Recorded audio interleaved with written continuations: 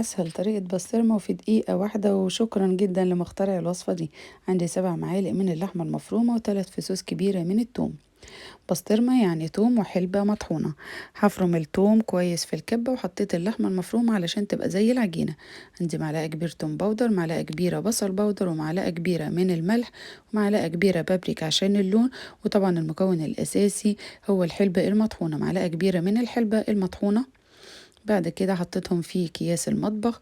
وبصوا الرفع لازم تكون رفيعة، يعني نفس رفع كده الكيسة. وهسيبها بقى تتجمد في الفريزر اهي. بعد ما اتجمدت ممكن اعمل كمية زي ما انا عايزة. الكمية دي عملت لي 3 اكياس. هبدأ اللي انا احمرها في الزبدة واحط عليها البيض. والف هنا وريحة طبعا البيت كله بسطرمة. ممكن احمرها كمان واحطها على البيتزا. نفس ريحة وطعم الاصلية بالظبط. ان شاء الله جربوها هتعجبكم جدا.